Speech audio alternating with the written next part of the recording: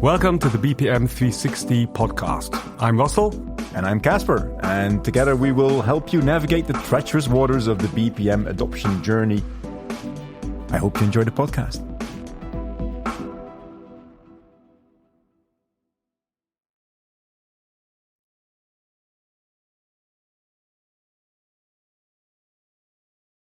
Ladies and gentlemen, welcome to another episode of the BPM360 podcast. My name's Caspar, your host, and I'm joined today, as always, by my good friend and co-host, Russell. Russell, how are you, my friend? I'm fine. It's scorching hot in Germany today. Yeah, So I'm not really unhappy that I'm stuck in a bit of a shady area, and can spend some time cooling down. Yeah, spent a lot of time in the garden. I'll let you in on a first world problem. I had to clean my pool today, my indoor one. It was like a 28-degree water, and it felt like cooling off. Because okay. It really was hot, and I think tomorrow is getting even hotter. At least in the Netherlands. I think also in Germany, right? So. Yeah, it's going to be a tough one, but the son's got a football tournament, which it's tough for him, but it's also tough for us to be sitting around, you know. I get that. So there's always like this, it's a dilemma that you get stuck in, because if they lose all the games, you get to go back home earlier. But you want them to win, right? But you want them to win, and then you say, see how that works out tomorrow. Oh, absolutely. We got this weekend the one of the biggest music events in the Netherlands called Pinkpop is going on, which about roughly, I think, 50 to 60,000 people, and they are outside in the sun all day, today, tomorrow, Monday. No, I think just tomorrow, but it's hot out there. So probably some sunburns and some slight, how you call that, heat strokes, I guess, but... Yeah, but it's the same. Which death do you want to die? Either it's death by thunderstorm and it's completely drenched and everybody's in mud. It's like a mud master, or it turns out so dry in June now that you're burning. So it's like it's totally burning, crazy. Yeah, there's no in the middle, and it's coming to the end of the school season, so that's nice. So everybody's here starting. You notice the vibes that people are looking forward to the summer holidays coming up. The weather's already a precursor of this, and I think we're also coming up to the end of our season. Yes, that's a very nice podcast, Russell. Yeah, absolutely, and what a season it was. So why don't we use today's episode to quickly recap what we've talked about, and more importantly, who did we talk about? And then stay tuned. By the way, I'll give a little bit of a spoiler alert. At the end of this episode, we'll have a surprise, or like a little quiz or raffles for the guests who manage to stick it out to the end of this episode. Okay. It's always a nice cliffhanger. Yeah, but we do promise not to make it too long today.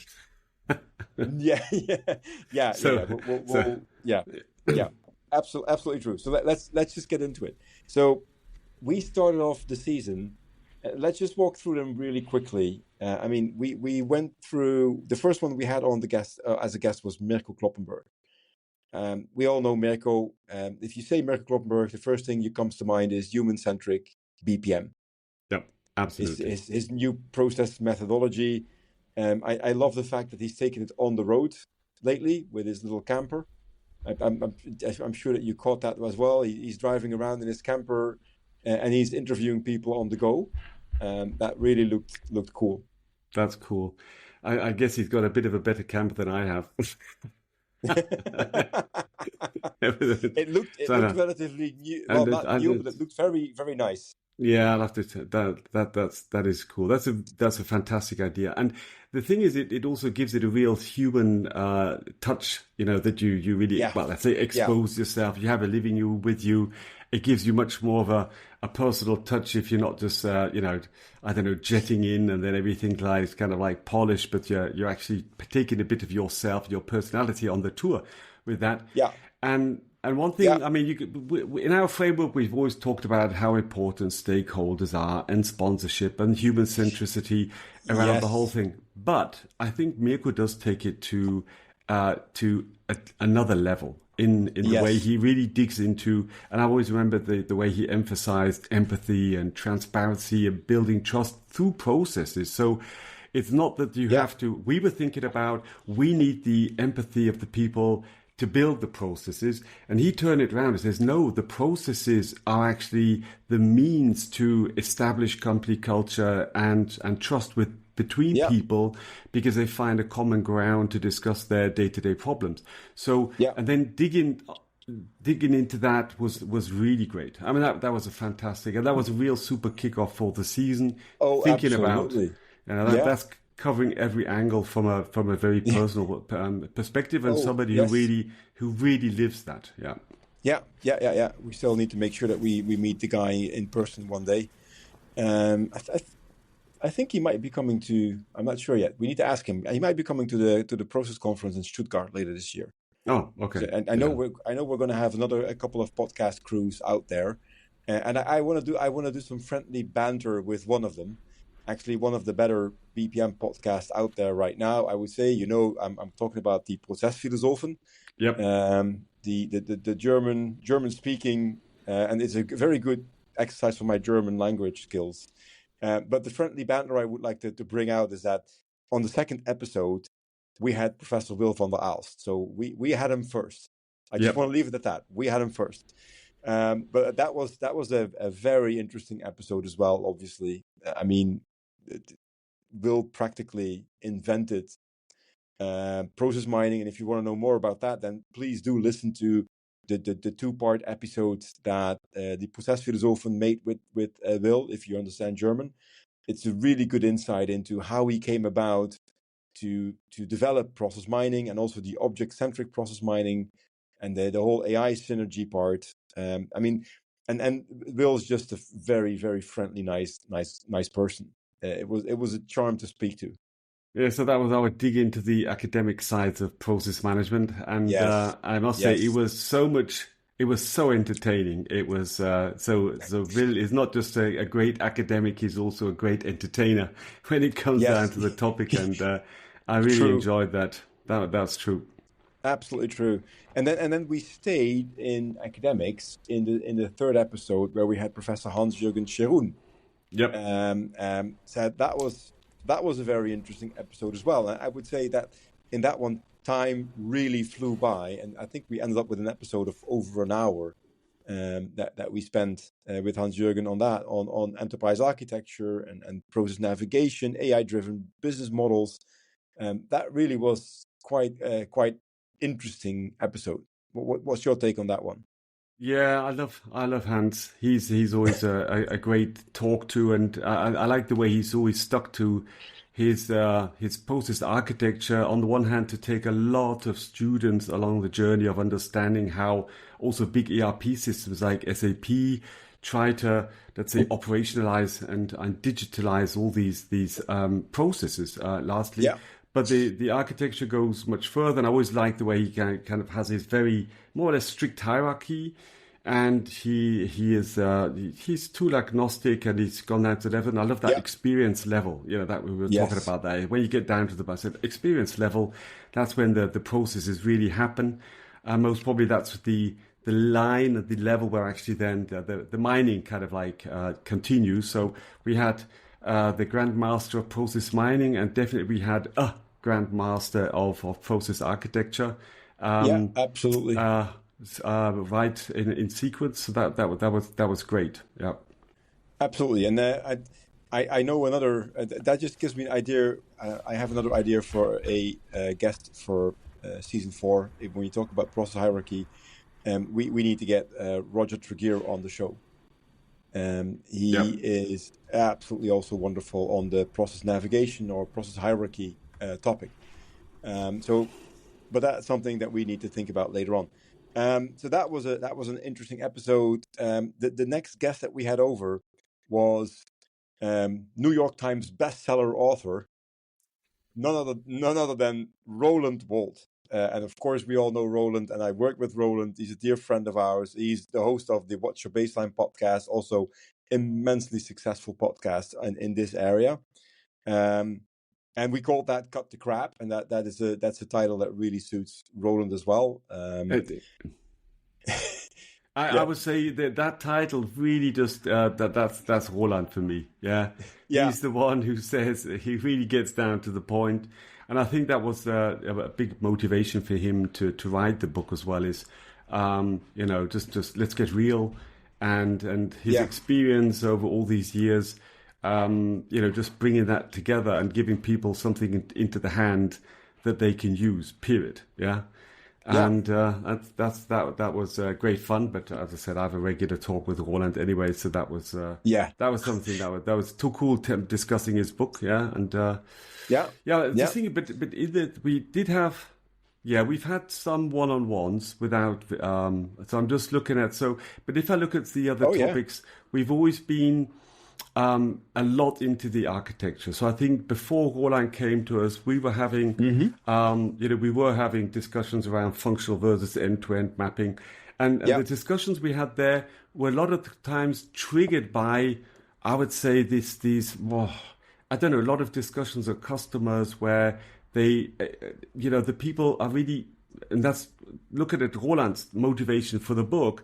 We were discussing it as well, because we were confronted in so many customer situations where we're saying, why do you do it like that? And what is your motivation to do that? So I think what Roland provides with this book really fits there, because you see when we go out and do the consulting with customers, where do you get that from? And you need to rethink that. But then, and then the building better BPM habits. So you see that there are some bad habits out there. Yeah, not just from the architecture side, but also from the governance side and a lot of other points. And again, here, the episodes we had before, we were just, I think, complaining or ranting around, what we had seen and not seen and how you could do it better. So I think there's a lot of good reasoning for having such a book on the market. Yeah. Oh, absolutely. Just last week, I ran into a picture of a process hierarchy that a prospect, it was a prospect, I think, was actually using from an organization. And I remember it started on the highest level with the value streams. And then the next level was the capabilities, and the next level was the processes. And it's like, but those are three different starting points. I mean, your value streams, you could also call them end-to-ends, are typically one side. The other side is your functional decomposition, which typically starts with domains. And then in parallel, from the enterprise architecture realm, you might get the capabilities in. But to put them into a 3-layer, and it extended down to layer 5 or something like that. But that just didn't make sense. And then you're trying to find out, where is this coming from? And this is one of those topics that I spent a lot of time on with clients, on just asking questions and saying, well, would that make sense if we look at it from another perspective? It might make more sense. So that was interesting. And then after Roland, we went into a completely different direction. You remember maybe with Stefan Hauenschild. Yeah. We didn't talk about the techniques. We didn't talk about models or hierarchies. We talked about how to facilitate change. And I think that's a really important topic, because anything that you do, well, for every project, but certainly also with process management, it's a lot about facilitating changes. People need to work in a different way, or you want to standardize things or harmonize processes. It is all in change that we talk about. Yes, and I think if you could say, okay, how is that the same as what Mirko was talking about, and what does Stefan emphasize more? And so I think Mirko's perspective is very much about how processes, when they're documented, they can help the facilitation. Yeah. And Stefan is really, with all his experience coming from, working on the industrial side, then working as a consultant, and then he's always seen that the how do you really building the let's say the micro skills and the methodologies to facilitate change. So yes, the process helps, but you just don't say, oh, here's the process model, bam, and everything's done. Yeah. But especially when on the journey where you have like these, you know, the people kind of like, then they realize that things are going to change, and they get anger, you know, that they deny it, and, you know, all these kind of like, these curves that you have. How do you best, let's say, run along this journey and hold people's hands? And definitely for Stefan, processes are important, but they're one element of a whole spectrum of things that you should take into consideration when actually facilitating change. And I think that's something where when in all these digital or business transformation initiatives we're engaged in, if it's a small one, it's okay because it's like a bit by bit and people get used to it. But especially the big, you know, mergers, acquisitions we get involved in, or the big, you know, IT standardization initiatives, how many times have the people at the beginning said, oh yeah, change is super important, and as soon as the first budget is cut, the change facilitation is, let's do a training, and the people just suck it up and get moving forward. Yeah. And I think that's where Stefan has been in so many larger transformation initiatives, that he just knows the pain if you do not cater for that. And that's why he's made himself, you know, the Germans say, Herzensangelegenheit, to really focus on this topic. Yeah. And it's a topic very close to my heart as well, as I've been in many change management projects, and I've actually had the privilege of going through a couple of weeks of actual training on facilitation via workshops, via other type of tools, when at the moment that I left my manufacturing company that I worked for almost 2 decades, the last year I spent co-designing a change management process for people that actually stayed after a restructuring, and make sure that they all went through the morning curve and they all realigned their vision again and say, okay, this is where we want to go. And I did 23 of those workshops in 4 continents in a year. And that was just really, really valuable lessons that resonated really with what Stefan mentioned, and totally. how you can adopt that for the process management part. So that was a very interesting one. Absolutely. And then look at it, say the next episode with Gary Cox. I mean, he really that was fantastic, because he's been there, done that, and the way he has kind of like evolved in his organization to become like a black belt, continuous improvement guru. And on the other hand, and this is where it all comes together, ultimately, he was also talking about how important it is to just get into a dialogue with the people. So I would say he was the master of actually being able to have the empathy that Mirko was talking about. Think about it. And helping the people in their change that they're going through, and helping them to find themselves, to reflect on actually, what could I do better? And why are you doing this? So there was a lot of basic questions where he was digging into.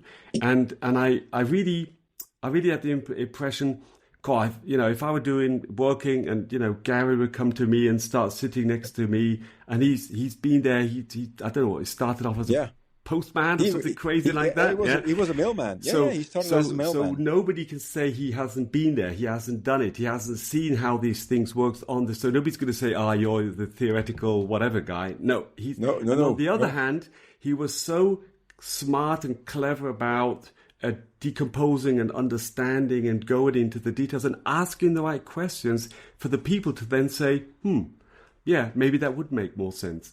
And that then they start changing from an own motivation. And that's why that was top. I really awesome. like that guy. Yeah, totally. I wrote down from mailman to master black belt. Really, that's it.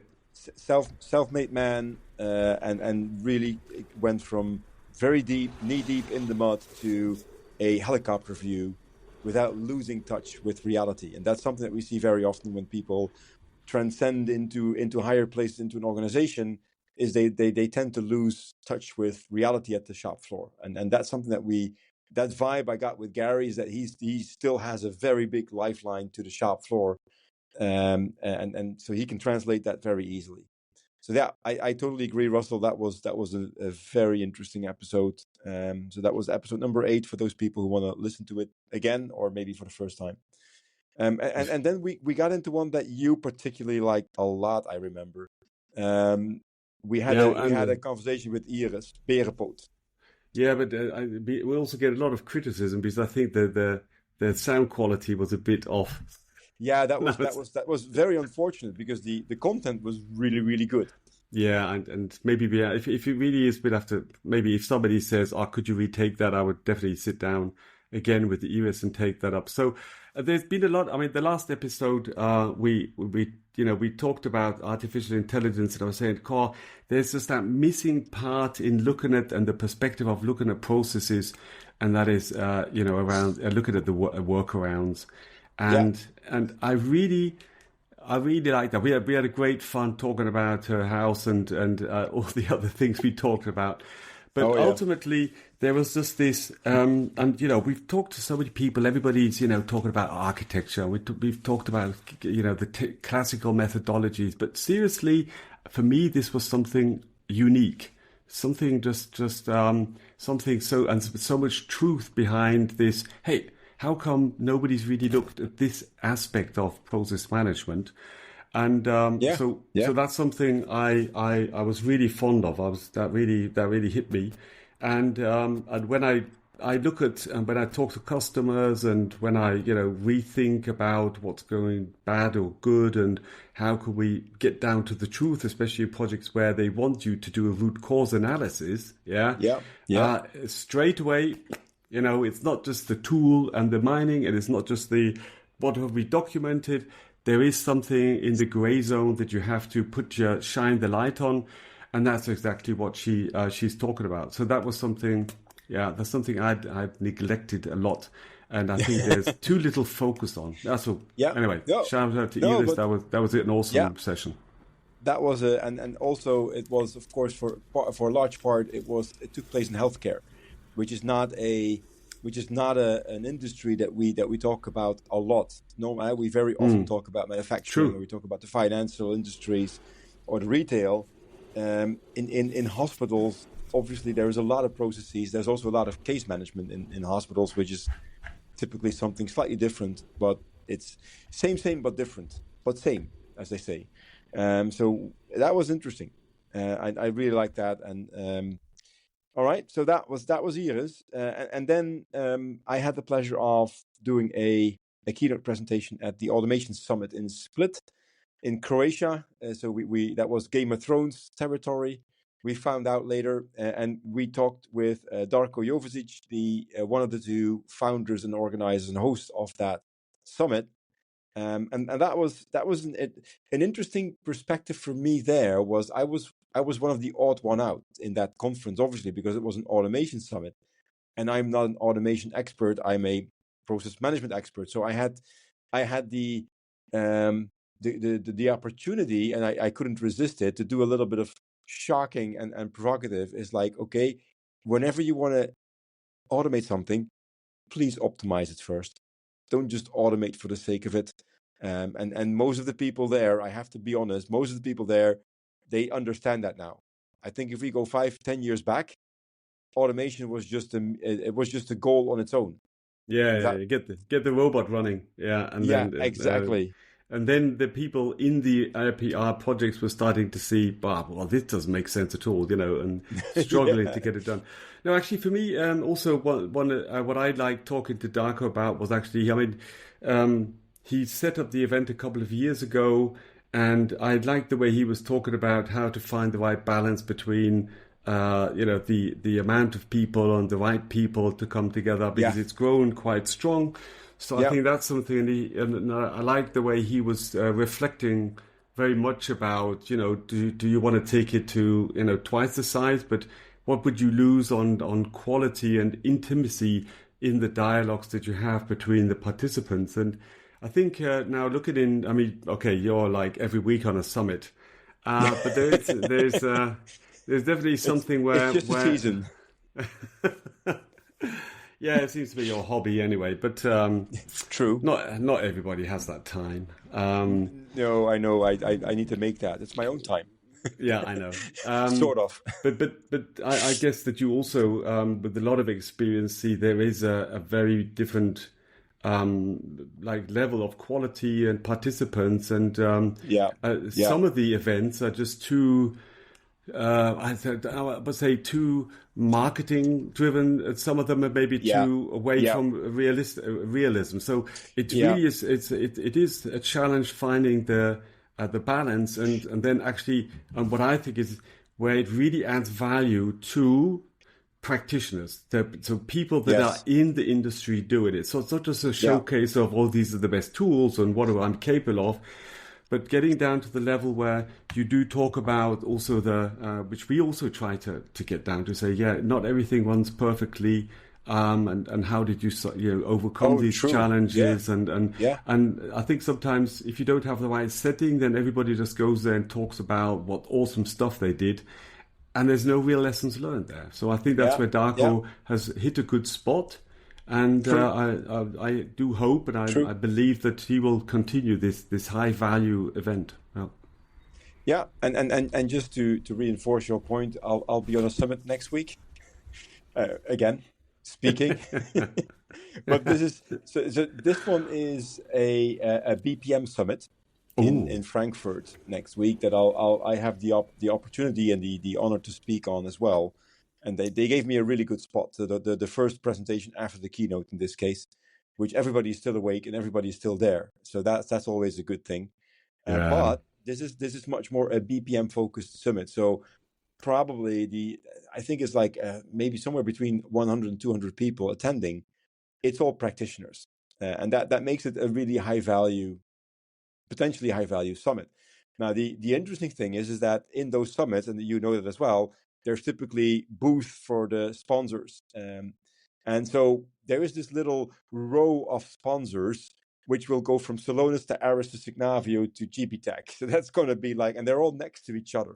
So that's going to be an interesting dynamic. Take a picture, see and then I'll guess how much budget each one has spent on being, that might be being present. Yeah, that's a good idea. And maybe we do a little short episode from there as well, Russell, on Monday or Tuesday. Yeah, let's get that done. So that was the summit part, and then I think the last couple of episodes, given all the busyness from everybody, we shot together, just the two of us, where we revisited the whole end-to-end modeling, where we tried to explain that based with Lego bricks. And I love Lego bricks because they lend themselves really well to explain how a functional decomposition should look like versus an end-to-end. We'd also talked about a topic that, and again, that came from the first. So the Prozessphilosophen are on a academic tour, so to speak. So they're finding the biggest names in process management, and they started with August Wilhelm Scheer, which we all know. You should really listen to that. It's 2 episodes as well. I was listening to that episode in the car on my way to some other event somewhere. Okay.